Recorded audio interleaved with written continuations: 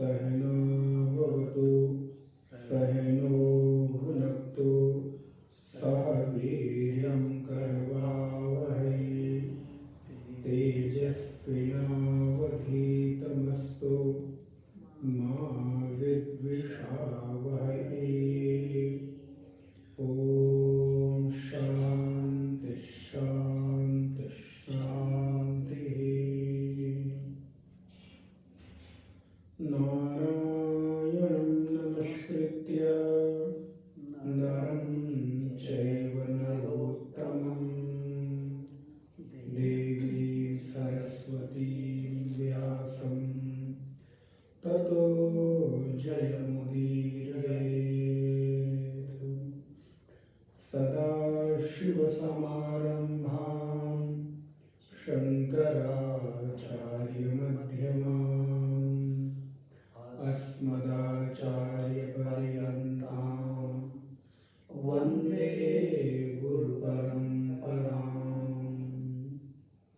वसुदेवसुतं देवं कंसचारूरमर्दनं देवकी परमानन्दं कृष्णं वन्दे जगद्गुरुम्। वागर्थायु सम्पृक्तौ वागर्थप्रतिपत्तये जगतः पितरौ वन्दे पार्वती परमेश्वरौ। नारायण। पाठ करेंगे 8वें अध्याय के 15वें श्लोक से पाठ करेंगे।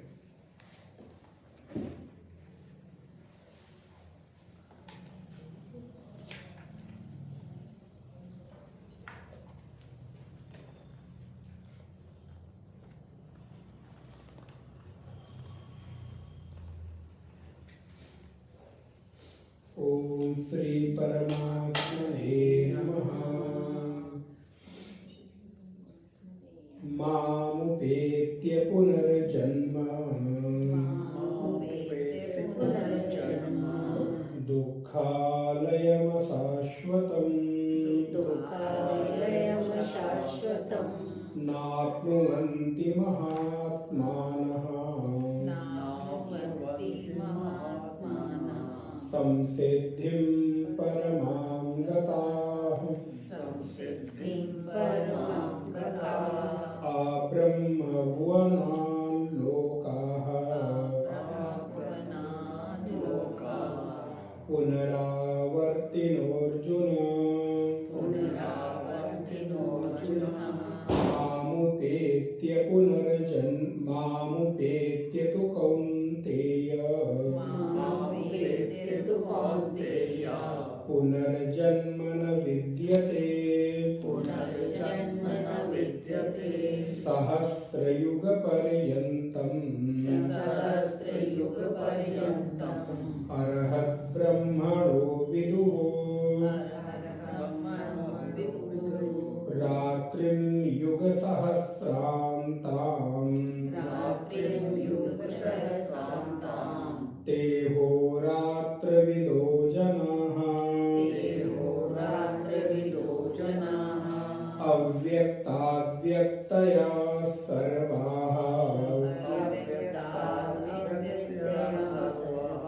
प्रभवन्त्यहरागमे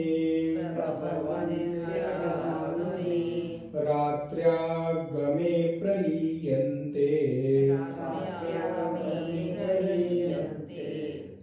तत्रैवाव्यक्तसंज्ञके भूतग्राम स एवायम् भूत्वा भूत्वा प्रलीयते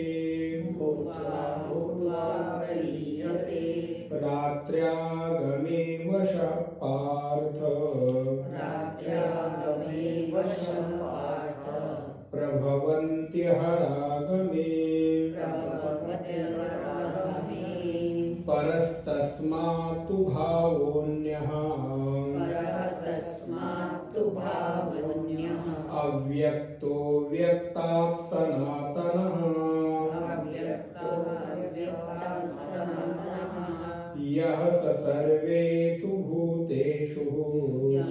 सर्वेषु भूतेषु नश्यस्तु न विनश्यति नश्यत्सु न विनश्यति नश्यस्तु न विनश्यति नश्यत्सु न विनश्यति।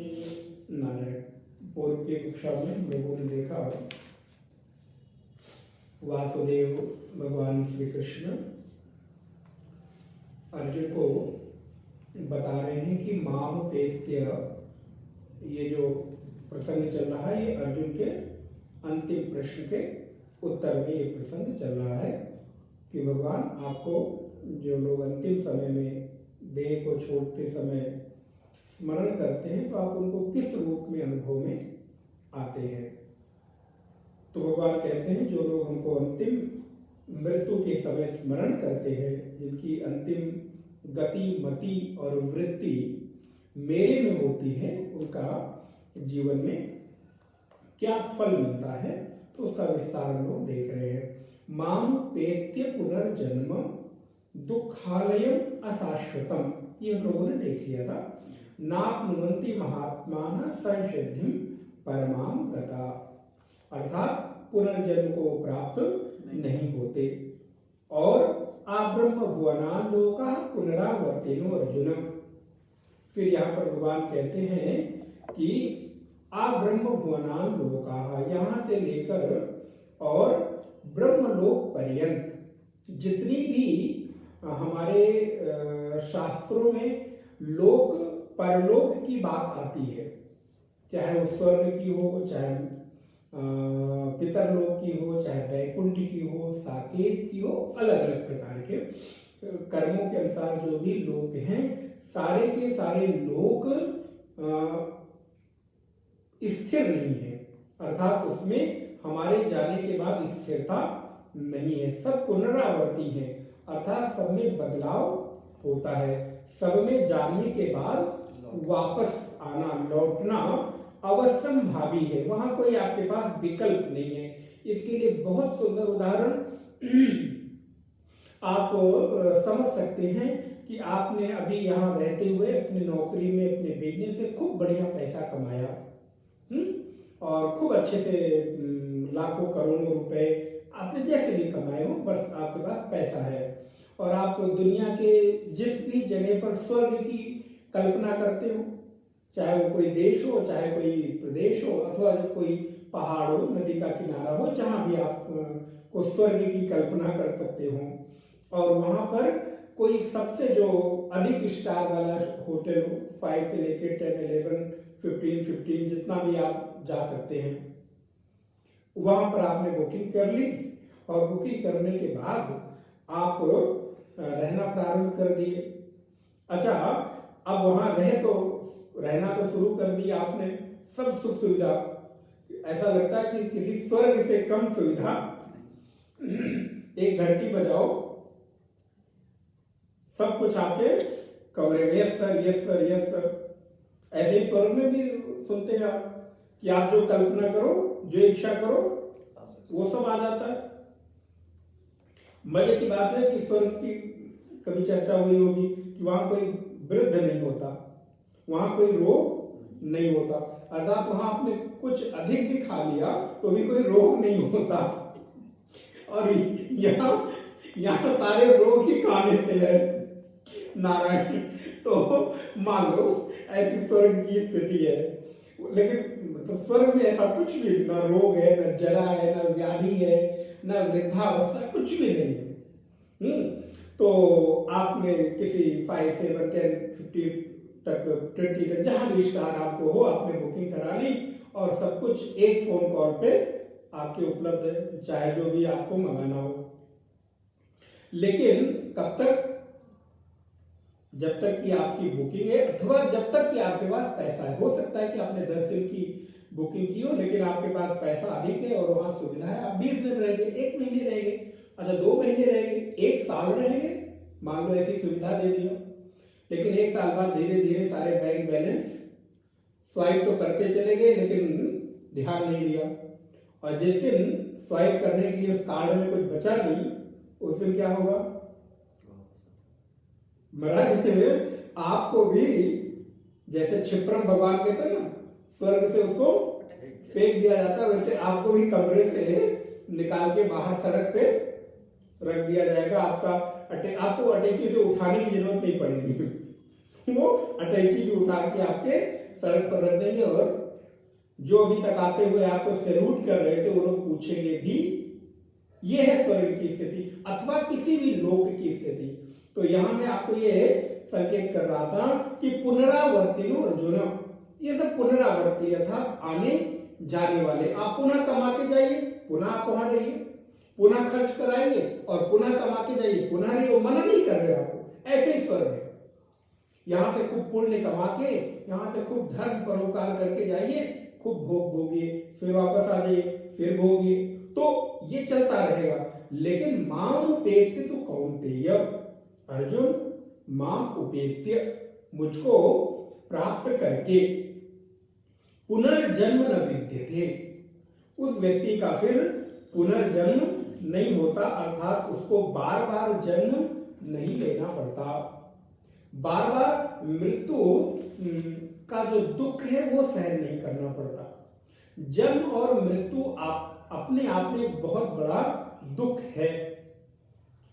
एक मां के गर्भ में आने के बाद और इस धरा पर रहते हुए इस जीवन से विदा लेना अपने आप में एक बहुत बड़ा दुख की और कष्ट की स्थिति होती है। लेकिन ऐसे व्यक्ति को बार बार आना और जाना नहीं पड़ता, गति अगति नहीं है, अर्थात वो स्थिर हो जाता है। कैसे हो जाता है तो भगवान अब यहाँ पर थोड़ा और विस्तार करते हैं। पुनर्जन्म नहीं होगा। अब आगे चलते हैं तो कहते हैं,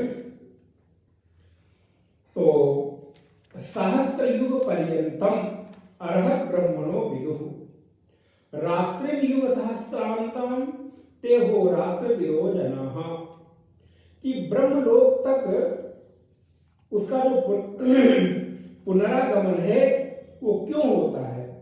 तो कहते हैं कि भाई देखो, ब्रह्मा का एक दिन 1000 चतुर्युगी का होता है।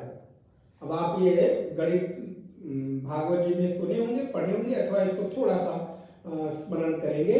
ब्रह्मा जी का एक दिन, जैसे हमारा सुबह सूर्योदय से लेकर और सूर्यास्त तक, ऐसे ब्रह्मा जी का एक दिन तब बीतता है जब हमारा 1000 चतुर्युगी बीत जाता है।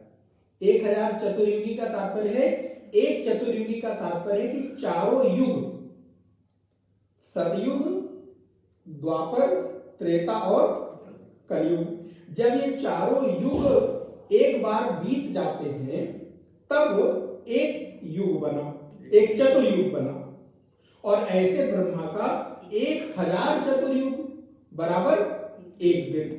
अच्छा, अब कलयुग की आयु कितनी है? 4,32,000। जैसे अभी आप संकल्प जब पढ़ते हैं तो ब्राह्मण लोग, आचार्य लोग क्या कहते हैं? ओम विष्णोर विष्णोर विष्णु श्रीमद् भगवतो विष्णु राज्ञया प्रवर्तमानस्य अद्य द्वितीय परार्धे श्री श्वेत बाराह कल्पे वैवस्वत प्रमंतरे अष्टाविंशतितमे, अब ध्यान दीजिएगा, युगे कलयुगे, कलि प्रथम चरणे, ये कलयुग का अभी प्रथम चरण चल रहा, अर्थात 4,32,000 को यदि आप 4 भागों में बांटेंगे तो कितना हो गया? 1,08,000 है ना, 1,08,000 में एक चरण बनेगा। तो ये अभी प्रथम चरण चल रहा है। फिर जब 1,08,000 वर्ष व्यतीत हो जाएंगे तब द्वितीय चरण होगा। अच्छा, अभी 1,08,000 वर्ष में लगभग कितने वर्ष व्यतीत हुए हैं? कुछ आइडिया है? लगभग 5,000 से थोड़े कुछ वर्ष अधिक हुए हैं। अभी प्रथम कलयुग के 4,32,000 में जो प्रथम चरण है उसमें भी 5,000 से थोड़े कुछ साल अधिक व्यतीत हुए हैं। तो अब ऐसे 4,32,000 का एक कलयुग, फिर अब इसको आप डबल करेंगे तो त्रेता, द्वापर, द्वापर के बाद फिर उसका डबल करेंगे तो त्रेता, और त्रेता का फिर डबल करेंगे तो आप सतयुग। अब आप इसको मल्टीप्लाई जरा करते जाइएगा, क्योंकि ऐसे बताने में हो सकता है कि कुछ त्रुटि हो जाए। तो 4,32,000 को डबल करें तो कितना हुआ? 8,64,000 का कौन सा युग हुआ? नहीं नहीं भाई, 4,32,000 का तो कलयुग हुआ। 4,32,000 को जब आपने डबल किया तो फिर सतयुग, द्वापर हुआ। द्वापर हुआ तो कितने का? 8,64,000। अब 8,64,000 को अगर डबल करें तो कितना हुआ? 17,28 का सतयुग हुआ। नहीं, त्रेता हुआ। और अब उसका आपने जब डबल किया कितना हुआ था? 34,56 का सतयुग हो गया। क्योंकि युग का जो क्रम है वो है सतयुग, त्रेता, द्वापर। आप ऐसे याद रखिए ना, सतयुग तो एक पहला हुआ और उसके राम जी आते हैं किसमें? त्रेता में। और राम जी के बाद कृष्ण जी आते हैं किसमें? द्वापर में। तो याद रखना कितना है। और कलयुग में हम लोग रह रहे। तो कलयुग, द्वापर, त्रेता, सतयुग। तो आप इसको करते चले गए तो एक चतुर्युग कितने का बना? 64, 1764 नहीं, पक्का ना?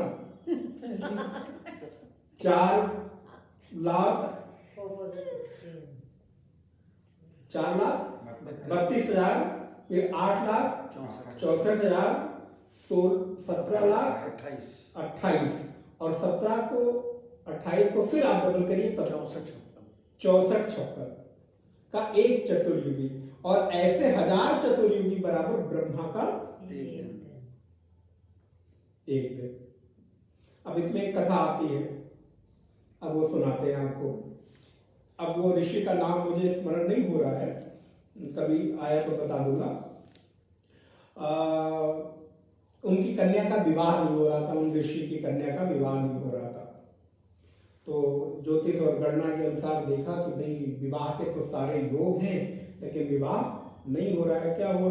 तो बोले मैं चल के ब्रह्मा जी से सीधे पूछता हूं कि आपकी सृष्टि में ऐसा कैसे हो गया? अब शक्ति, योग शक्ति, और महाराज चल पड़े ब्रह्मा जी से मिलने के लिए। ब्रह्मा जी के पास पहुंचे और अभी पहुंचे हुए एक क्षण भी नहीं हुआ होगा, आधा क्षण हुआ होगा, प्रश्न बोल ही सके कि ऐसा ऐसा हुआ। तो ब्रह्मा जी ने कहा जब तक आप यहाँ आए हो जाके कन्या को देखो तो क्या हुआ। इतनी बार उस कन्या का न जाने कितनी बार जन्म हो गया होगा और मृत्यु हो गया होगा। तो किस जन्म के उसके कर्मफल किस समय उदित हो रहे हैं, इसको आप मेरे दिन और रात्रि के हिसाब से कभी भी जोड़ नहीं सकते, कभी उसके साथ आप कंपेयर नहीं कर सकते। तो ब्रह्मा का एक दिन ऐसे, और ऐसे ब्रह्मा के एक दिन के बराबर ब्रह्मा की आयु कितनी होती है? 100 वर्ष। हमारे यहाँ जो आदर्श आयु है वो 100 वर्ष है, ब्रह्मा की भी आयु 100 ही वर्ष है, लेकिन उनका 100 वर्ष इसके हिसाब से 1000 चतुर्युगी बराबर एक दिन। तो 100 नहीं, तो ऐसे 1000 चतुर्युगी बराबर उनकी एक रात, तब उनका 24 घंटे पूरा होगा ना। और ऐसे आप उसको मल्टीप्लाई 100 में कर सकते हैं। तो उनके हमारे दिन के हिसाब से उनका कितना, इसीलिए क्या कहते हैं जब आप अनंत की ओर जाते हैं तो काल वहां पर बेकार हो जाता है, काल की कोई गणना नहीं रह जाती। केवल समझने के लिए, केवल हमारे अनुमान के लिए, अर्थात अनंतता के बोध के लिए ये बात होती है। जैसे कहते हैं वो जो तत्व है व्यापक है, अनंत है, कितना है? बोले आकाश से भी ज्यादा है। तो यहां बताने का तात्पर्य नहीं कि वो आकाश से बड़ा है, यहां बताने का तात्पर्य सिर्फ इतना होता है कि वो अनंत है, व्यापक है, उसका कोई सीमा नहीं है। अनंतता के बोध के लिए तो 1000 चतुर्युगी बराबर ब्रह्मा का एक दिन, और ऐसे 71 चतुर्युगी के बराबर एक मनवंतर होता है, जो हमारे यहां काल की गणना कहेंगे। अभी मैंने आपको संकल्प में क्या बोला, वैवस्वत मनवंतर। इस समय जो है वो वैवस्वत मनवंतर चल रहा है, तो हर मनवंतर के राजा अलग होते हैं। तो इस समय वैवस्वत नामक मनवंतर चला, जैसे 71 चतुर्युगी बराबर एक मनवंतर होता है। तो एक चतुर्युगी लगभग, अभी हम लोगों ने जोड़ा 44 64 ऐसे कुछ जोड़ा था, 44 लाख 34 के आसपास जो भी था वो देख लेंगे कि आसपास की एक ब्रह्मा का दिन हुआ। तो इस हिसाब से भगवान कहते हैं कि अर्जुन सहस्त्रयुग पर्यंतम अर्हत ब्रह्मणो विदुहु, ऐसे रात्रिम युग सहस्रांताम ते हो रात्रि विदो जना। अब यहां पर जो नीचे वाली लाइन है उसको पकड़ी, अहोरात्र। अहोरात्र का तात्पर्य होता है 24 घंटे। जो यहां पर अहोरात्र कहा गया, रात्रि और दिन को मिलाकर अहोरात्र का प्रयोग किया जाता है कि रात्रि पर्यंत, पूरा दिन और पूरी रात अर्थात 24 घंटे। तो वो ब्रह्मा का जो एक दिन है उसको 1000 चतुर्युगी की अवधि वाला, और उनकी जो रात्रि है उसको भी 1000 चतुर्युगी वाला मानना चाहिए। तो जो ऐसे लोग हैं उस तत्व को जानते हैं, वो लोग काल के तत्व को जान लेते हैं। मैंने अभी आपको वही बताया, फिर काल उनके लिए कोई मायने नहीं रहता। इसीलिए उस ब्रह्मनिष्ठ महापुरुष के लिए आपने सुना होगा कि कालातीत हो जाना, काल से अतीत हो जाना। तो यहां काल से तात्पर्य है कि दिन, वर्ष, घंटा और समय उनके लिए उसकी सीमा नहीं रह जाती। भूत, भविष्य और वर्तमान, हमारे यहां काल के लिए जो है वो सीमा भूत, भविष्य और वर्तमान की गई है। तो क्यों कहा गया? क्योंकि वर्तमान में, अब ध्यान रखिए, वर्तमान में जो कर्म कर रहा है, क्योंकि वो कर्तृत्व और भोक्तृत्व से ऊपर उठ गया है, इसलिए वर्तमान कोई मायने नहीं रखता। भूत, चूंकि अब उसके पास कोई संचित कर्म नहीं रहा, इसलिए भूत उसके लिए कोई मायने नहीं रखता। और भविष्य, अब चूंकि जब वर्तमान में कोई कर्म नहीं हो रहा है, तो भविष्य में कोई प्रारब्ध के अनुसार कर्म होगा और फल मिलेगा, इसकी संभावना ये नहीं रही। अब विज्ञान देखिए हमारे ऋषियों की, इसलिए वो भूत, भविष्य, वर्तमान अर्थात कालातीत हो जाता है, इसलिए उसको काल के बंधन में नहीं बांधा जा सकता। तो ऐसे रात्रि और दिन जो ब्रह्मा के होते हैं, ऐसे काल को भी वो जान लेता है, अथवा काल के बंधन में वो कभी बंधता नहीं, काल के तत्व को यथार्थ रूप में अनुभव कर लेता है। अव्यक्ताद् व्यक्तयः सर्वाः प्रभवन्ति हरागमे, रात्र्यागमे प्रलीयन्ते तत्रैवाव्यक्त संज्ञते। जो संपूर्ण ब्रह्मा से लेकर और चींटी पर्यंत, अर्थात इस सृष्टि में जो भी कुछ भूत है, जो भी प्राणी मात्र है, वो ब्रह्मा के दिन में, जब ब्रह्मा का दिन शुरू होता है तब वो वहां से पैदा हो जाते हैं। लेकिन किससे? तो ब्रह्मा के उस अव्यक्त दिन से। हमको नहीं मालूम कि कब शुरू हो रहा है, लेकिन ब्रह्मा के अव्यक्त दिन से वो पैदा हो जाते हैं। और जब उनकी रात्रि होती है तब वो उनके सूक्ष्म शरीर में विलीन हो जाते हैं। तो ब्रह्मा के दिन से, अव्यक्त से सृष्टि का पैदा हो जाना, और ब्रह्मा की रात्रि से ब्रह्मा के सूक्ष्म शरीर में इसका विलय हो जाना। इसलिए इस सृष्टि के प्रलय होने पर भी ब्रह्मा नहीं बदलते, क्योंकि सृष्टि का प्रलय कब होता है? जब युग बीतेगा। तो एक युग बीतने से ब्रह्मा का क्या फर्क पड़ा? एक युग बराबर तो ब्रह्मा का समझो एक आधी घंटा हुआ होगा, उससे भी कम होगा। इसलिए इस युगों के बीतने से ब्रह्मा में कोई परिवर्तन नहीं होता। इसलिए जब यहाँ पर प्रलय अथवा महाप्रलय होता है तो हम सारे के सारे लोग एक तरह से उसमें जाकर अव्यक्त हो जाते हैं, और जब ब्रह्मा की का दिन होता है तब हम व्यक्त हो जाते हैं, पैदा हो जाते हैं।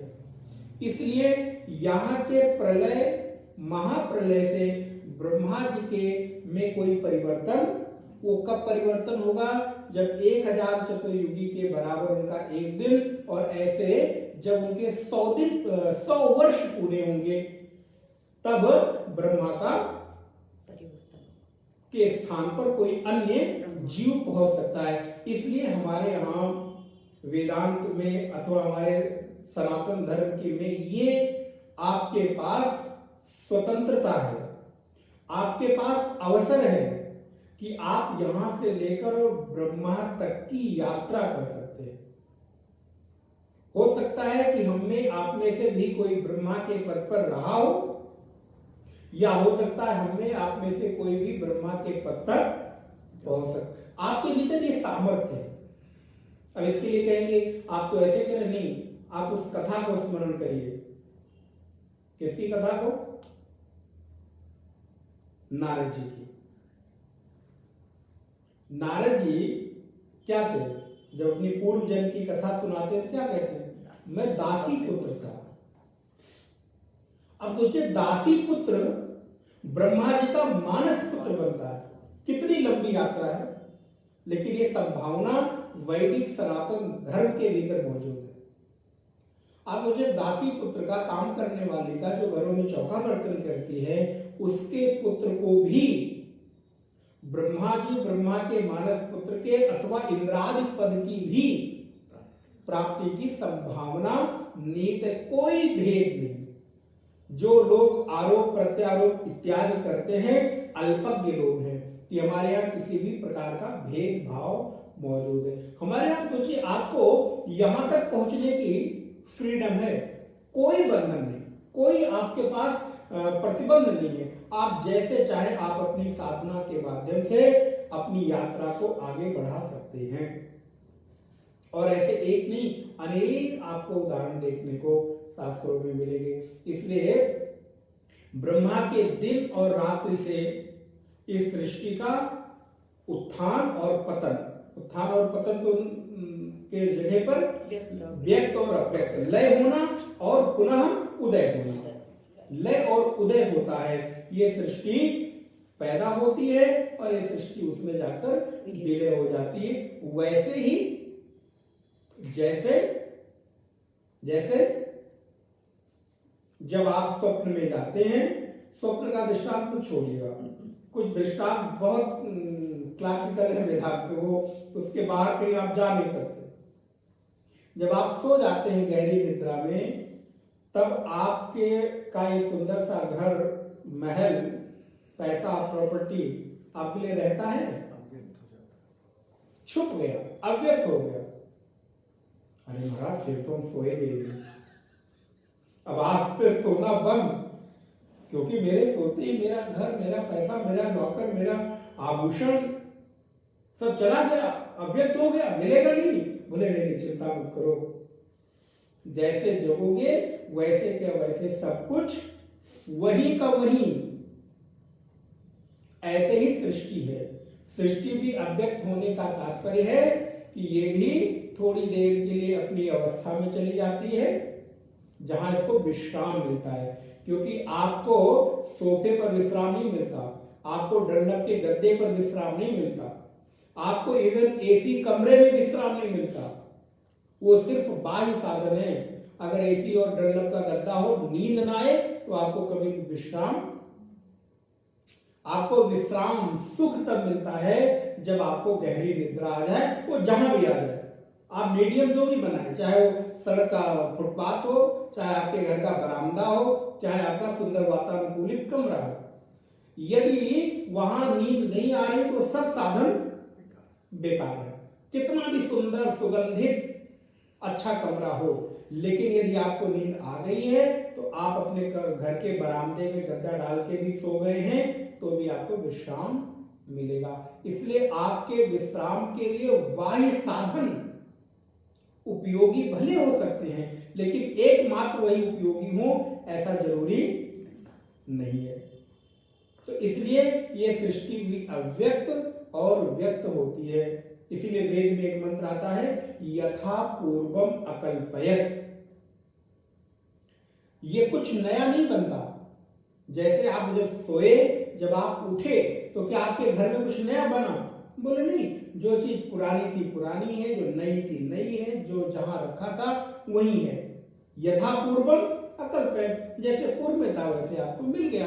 बोले ऐसे जब सृष्टि अव्यक्त होती है और व्यक्त होती है तो जो जहां जैसे था, नदी पहाड़ सूरज चांद कर्म अकर्म सब वही का वही, सारे जीव वहां सो गए थे। जब सृष्टि व्यक्त हुई तो सारे जीव फिर जैसे एक छोटे से किसी बिंब में, जो जमीन में आप देखिए चींटी और ये चींटे बना लेते हैं, कीड़े बना लेते हैं।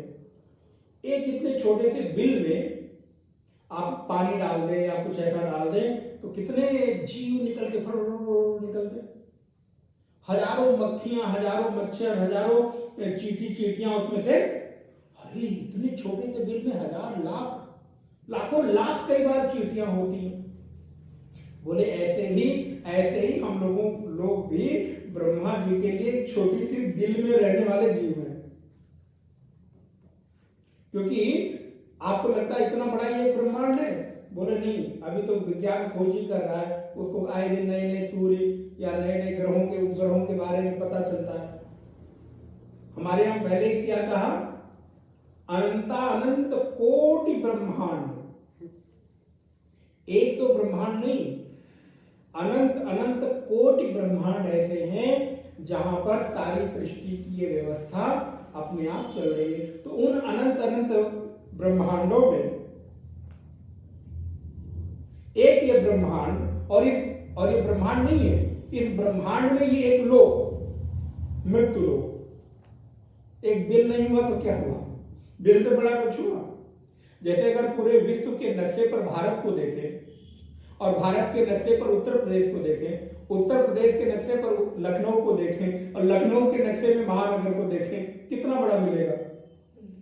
एक पॉइंट भी शायद निकल आए विश्व के नक्शे पे तो बड़ी बात है। ऐसे अनंत कोटि ब्रह्मांडों में एक मृत्यु लोक ब्रह्मा के लिए बिल से बड़ी थोड़ा कोई चीज हुई। ऐसे एक छोटी सी कथा याद आ रही है, देवी पुराण की है। देवी पुराण में एक बार की कथा है कि पराम्बा अष्टभुजा जो देवी हैं उनसे मिलने के लिए सब लोग चले आ रहे। पहले से जो मिलने का समय था निश्चित था। तो महाराज देखे कि ऊंटों की एक लंबी कतार जा रही है और उन ऊंटों की कतार पे सारे के सारे ब्रह्मा लदे हुए जा रहे हैं। माने पूरे झुंड में समूह में केवल ब्रह्मा ही लदे जा रहे हैं। तो देवी के जो सेवक हो गए, एक ब्रह्मा रहे होंगे, कोई जाके कह दो कि ब्रह्मा मिलने आए। तो अब होता है कई बार कुछ लोग होते हैं, कह दो कि साहब आए मिलने के लिए। तो सेवक से जाके बता दो कि ब्रह्मा मिलने आए, हम इतना वेट नहीं कर सकते। अब स्वाभाविक है, ब्रह्मा है।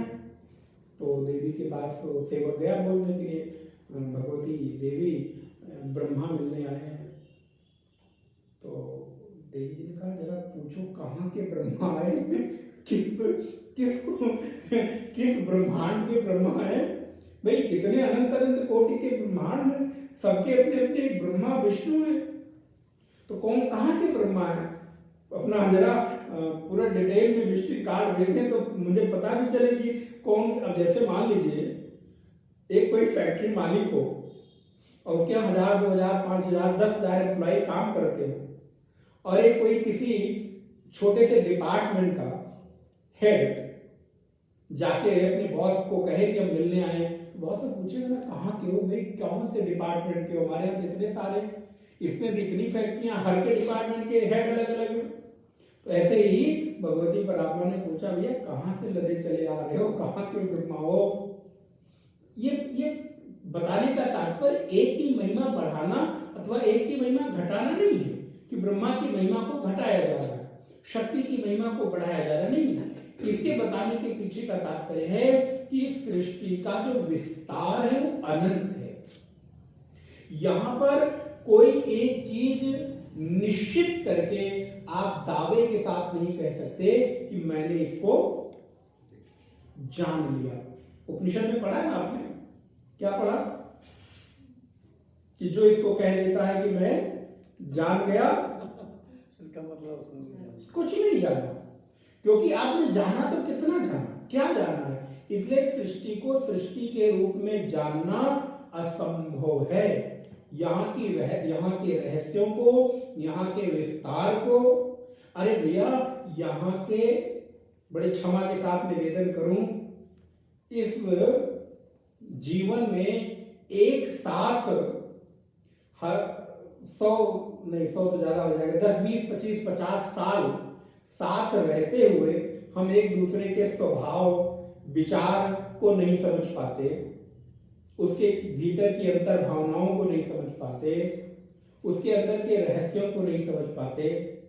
आप सोचिए, हम अपने पुत्र के साथ 10, 20, 25 साल रहते हैं, पत्नी के साथ, पति के साथ, माता पिता के साथ रहते हैं, और क्या उनको पूरा समझ पाते हैं? नहीं। तो अगर आप कहें कि मैंने इनको पूरा जान लिया, आपने कुछ भी नहीं जाना, क्योंकि जितना जाना है वो अधूरा ही जाना है। इसलिए उपनिषद उद्घोष करता है आप इस विश्व में जो भी कुछ जानोगे सब कुछ अधूरा ही होगा, पूरा तो कुछ नहीं। इस संसार में संसार जो मिलेगा वो अधूरा मिलेगा, लेकिन इस संसार में परमात्मा जब मिलेगा तो पूरा मिलेगा। ये मजा है। अगर मुझे संसार ले लें तो संसार जितना भी मिलेगा सब अधूरा मिलेगा, पूरा नहीं मिलेगा। लेकिन इसी संसार में रहते हुए आपके पास अवसर है कि आप इस संसार के स्वामी को पूरा का पूरा जैसा है वैसा पा सकते हैं। संसार का नाम ही है कि जो जितना मिले उतना नहीं मिला है इसकी अनुभूति कराता है। ये है संसार।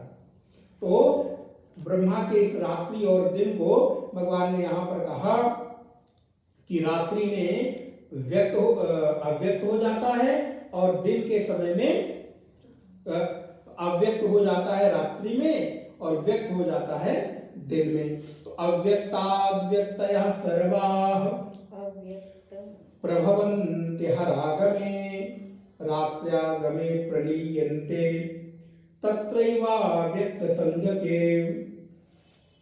तो ब्रह्मा जी अपनी सारी की सारी अव्यक्ति को लेकर अव्यक्त में डूब जाते हैं रात्रि के समय, और दिन होता है तो सारी की सारी डूबी हुई अव्यक्ति को लेकर व्यक्त हो जाते हैं, प्रकट हो जाते हैं, पैदा हो जाते हैं।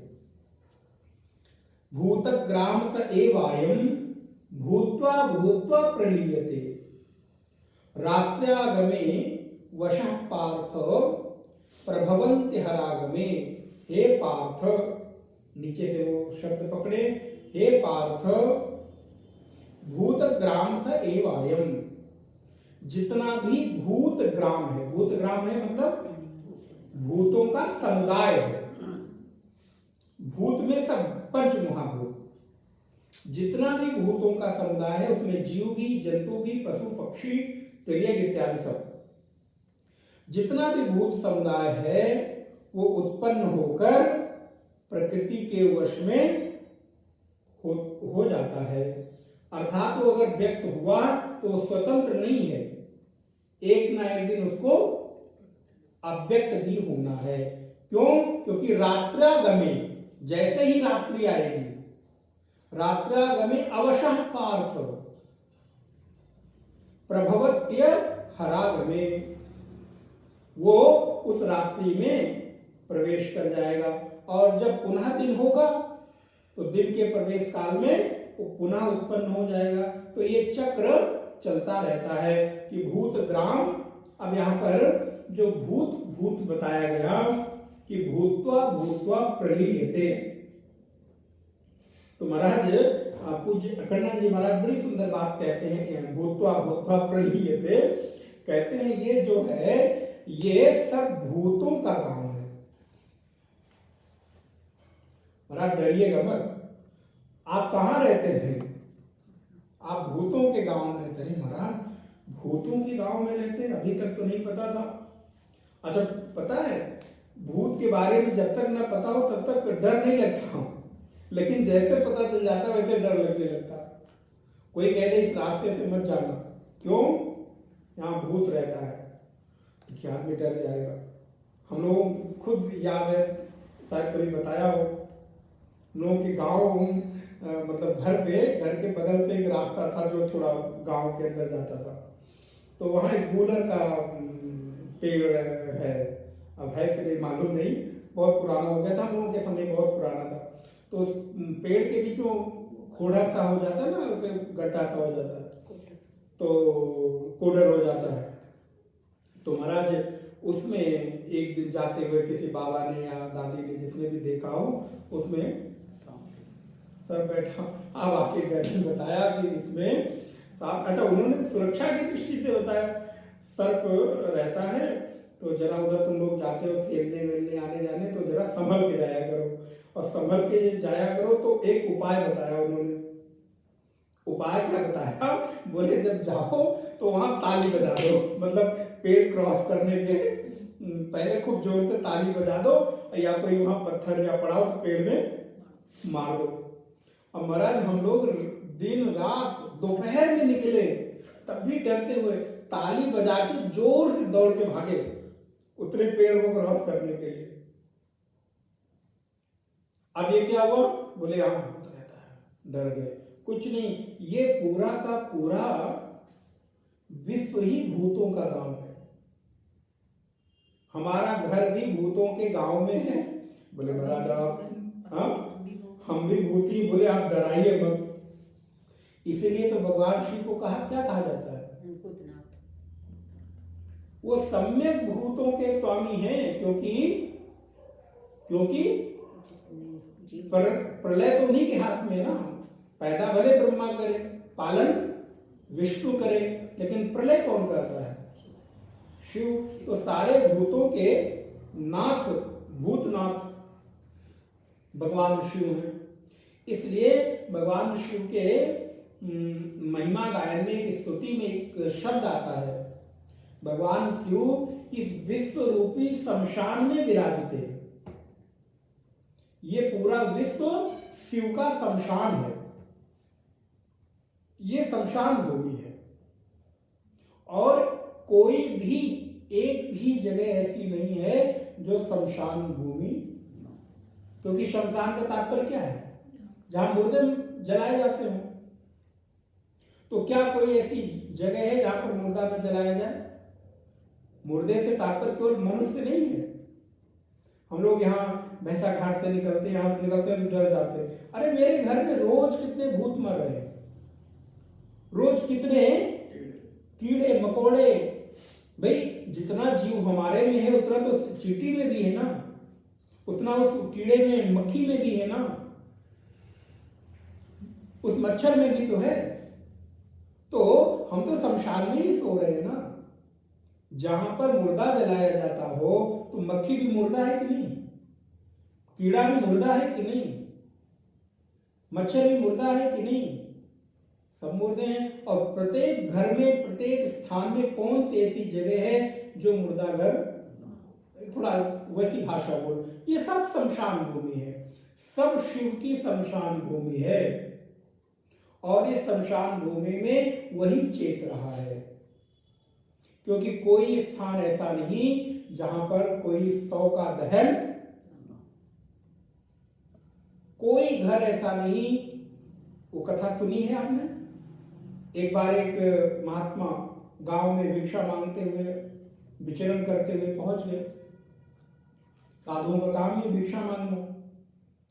तो अब पहले बिना बताए भिक्षा मांगने पहुंचते थे, बता के जाना पड़ता है कि भिक्षा के लिए आ रहे हैं। तो नारायण महात्मा पहुंच गए, भिक्षा मांगते, भिक्षाम देहि कृपावलंबन करी माता अन्नपूर्णेश्वरी।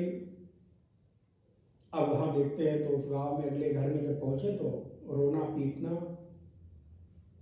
तो नारायण माता क्या करें भिक्षा कैसे, तो खैर उस घर की जो महिला थी उसकी दृष्टि पड़ी। तो घर में, परिवार में, जीवन में जब भी कोई विपत्ति आती है तो संत को देखकर एक आस जग जाती है, हो सकता है इनसे कोई रास्ता निकल आए। स्वाभाविक है, निकलता भी है। वो महात्मा के पास आई, बोले महात्मा हमारी दुख को दूर करिए, क्या हुआ? मैं तो यहाँ भिक्षा मांगने आया था, तुम्हारा दुख दूर थोड़ा करने आया था। बोले नहीं, आपको भिक्षा तब मिलेगी जब आप हमारे दुख संकट को हरिए। क्या हो गया? बोले नहीं, हमको मालूम है साधु लोग आप में सब सामर्थ्य होती, सब कर सकते हैं। हुआ क्या?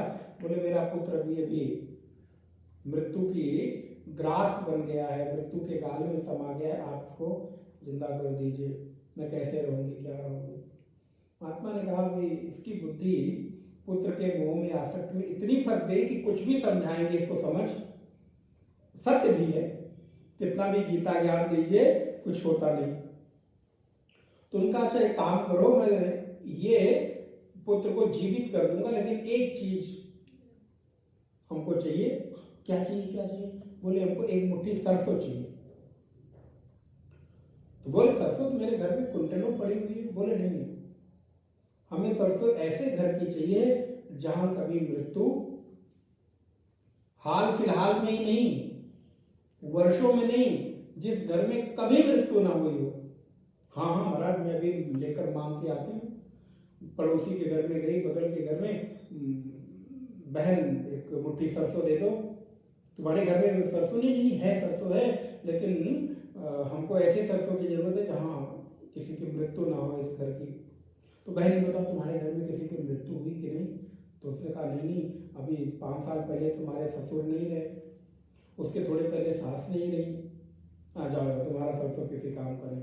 अगले घर में मृत्यु हुई कि नहीं की? हाँ, मेरे भाई की हो गई, मेरी बहन की हो गई, फिर अगले मेरे जेठ की हो गई, मेरे देवर की हो गई, मेरे पति की हो गई, फिर अगले घर में मेरे दादा की हो गई। मतलब कोई घर ऐसा नहीं बचा जो ये ना कहता हो कि मेरे घर में आज तक कभी किसी की मृत्यु। थक हार कर लौट कर आई, चरणों में गिर पड़ी और संत को कहा आपने मेरा दुख, क्योंकि ये मेरे घर की केवल तकलीफ नहीं है, मेरे घर में हुआ है ऐसा नहीं है, ये तो प्रत्येक घर में प्रत्येक प्राणी के साथ लगा हुआ है। सबके घर में एक ना एक दिन मृत्यु तो सुनिश्चित ही है। इसलिए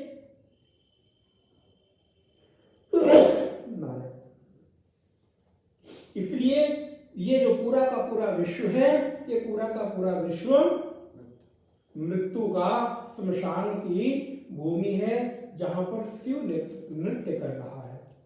और यही है शिव का नृत्य करना, कि आपके घर में भी ऐसी स्थिति, हमारे भी घर में ऐसी स्थिति हुई, लेकिन उसके बाद भी मुझे आनंद में रहना है, अर्थात अपनी चेतना। शिव का तात्पर्य क्या है?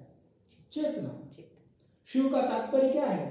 इस जीव से जो अमृत की ओर, अंधकार से प्रकाश की ओर की संभावना है, उसी का नाम तो शिव है। तो प्रत्येक परिस्थिति में भी हम इस महाशमशान भूमि में रहते हुए भी चेत जाएं, उस चेतना को जागृत कर ले, उस शिव के शमशान में नृत्य करें, जैसे शिव नटराज बनकर नृत्य करते हैं। इसलिए यहां पर भूतों का भूतों के साथ व्यवहार चल रहा है। आप पति के साथ पत्नी का, भाई के साथ बहन का, पुत्र के साथ पिता का, माता का व्यवहार नहीं हो रहा है। व्यवहार किसका हो रहा है? बोले एक भूत का। महाराज घर पहुंचते ही और भाई भूत क्या हालचाल है? अब कोई बड़ा भूत, कोई छोटा भूत, मिस्टर भूत, मिसेस भूत, तो वो आप लोग देख लीजिएगा, मिस्टर और मिसेस भूत। अब भूत में भी लेडीज जेंट्स तो जरूर होता है, होता ही होगा। तो यहाँ पर भूतों का भूतों के साथ व्यवहार हो रहा है, भूतों का भूतों के साथ विवाह हो रहा है। स्त्री और पुरुष का नहीं हो रहा है। तत्व की दृष्टि से देखेंगे तो भूत का भूत के साथ व्यवहार हो रहा है। भूत का भूत से बेटे और बेटी पैदा हो रहे हैं, तो भूत से पैदा होने वाला बेटा और बेटी क्या हुआ? भूत ही हुआ। महाराज उस शादी में भूत ही नगाड़े बजा रहे हैं, और शिव भी जब संसार में नृत्य करते हैं तो आप देखिए शिव के गण कौन है? भूत प्रेत, यही तो उनके नंदी आदि उनके गण हैं शमशान में। तो भूत नगाड़े बजा रहे हैं महाराज, भूत सहनाइयां बजा रहे हैं, बांसुरी बजा रहे हैं, और एक भूत आलाप लेके गा रहा है, एक भूत नृत्य कर रहा है, और एक भूत उसको देखकर आनंदित हो रहा है। तो यहाँ पर सारा का सारा जो व्यवहार है वो भूत ही है, क्योंकि ये विश्व महाशमशान है। इसलिए इस भूत ग्राम की ये विशेषता है कि यह कभी देखता है और कभी नहीं देखता, ये बस इतना अंतर है। ये भूत कभी कभी किसी को दिख जाता है और किसी को नहीं दिखता, क्योंकि जिसकी दृष्टि तत्व पर होती है उसको तो दिख जाता है, और जिसकी दृष्टि रूप और आकार पर होती है उसको नहीं दिखता। जिसकी दृष्टि इस ओम के बने हुए आकार पर होगी उसको सोना नहीं दिखेगा, और जिसकी दृष्टि तत्व पर होगी उसको ये आकार नहीं बल्कि सोना दिखेगा। इस आकार की कीमत है कि सोने की? इस सोने में जो मर्जी आए आकार बना लीजिए, जिस तरह का मर्जी आए, पतला मोटा छोटा बना लीजिए, लेकिन कीमत आकार की नहीं, कीमत होती है तत्व की। वैसे ही यहां जो तत्व पर दृष्टि डालते हैं उनको भूत दिखाई देता है, और जो तत्व पर दृष्टि नहीं डालते उनको लगता है कि हमारा अपना कोई है और अपना कोई नहीं है आदि। तो यहां सारे के सारे लोग भूत्वा भूत्वा प्रलीयते। इसलिए अब भगवान उस परमात्मा का वर्णन करते हैं जो इस भूत ग्राम से बिल्कुल निराला है, जिसका इस भूत ग्राम से कोई वास्ता नहीं है, बिल्कुल अलग है। वो कैसा है? कहते हैं परस्तस्मात्तु भावोऽन्यः अव्यक्तो व्यक्त सनातनः यः स सर्वेषु भूतेषु नश्यत्सु न विनश्यति। उस अव्यक्त से परे विलक्षण जो सनातन अव्यक्त है, अर्थात व्यक्त अव्यक्त होने वाला ये जो सृष्टि है, व्यक्त अव्यक्त होने वाला ये जो भूत है, उससे बिल्कुल विलक्षण वो सनातन तत्व है। यह सर्वेषु भूतेषु, जो सभी भूतों के नश्यस्तु, नाश होने के बाद भी न विनश्यति, नष्ट नहीं होता। बहुत स्पष्ट है अर्थ। कई बार आप हिंदी पढ़ के लगता है कि शायद समझ में नहीं आ रहा है, लेकिन वो बिल्कुल स्पष्ट है कि परस्तस्मातु भावोऽन्यः, वो जो व्यक्त होने वाले अव्यक्त होने वाले भूत हैं उनसे ये अव्यक्त सनातन बिल्कुल अलग है। दो बार जो अव्यक्त शब्द का प्रयोग हुआ वो एक बार भूत अव्यक्त के लिए और एक बार सनातन अव्यक्त के लिए, क्योंकि वो सनातन भी तो अव्यक्त ही है ना, जो हमको दिखाई नहीं पड़ रहा है। तो परस्तस्मात् भावोऽन्यः अव्यक्तो अव्यक्त सनातनः यत् सर्वेषु, जो सभी भूतों के नाश हो जाने पर भी उसका विनाश नहीं होता है। वो कैसा है? बोले वो अव्यक्त है और सनातन है। सनातन का तात्पर्य है जिसका कभी नाश नहीं होता। अव्यक्तो अक्षर इत्युक्तः तमाहु परमां गतिं यं प्राप्य न निवर्तन्ते तद्धामः परमम मम। वो जो अव्यक्त है, अक्षर है, उस अक्षर अव्यक्त को ही परम गति कहते हैं।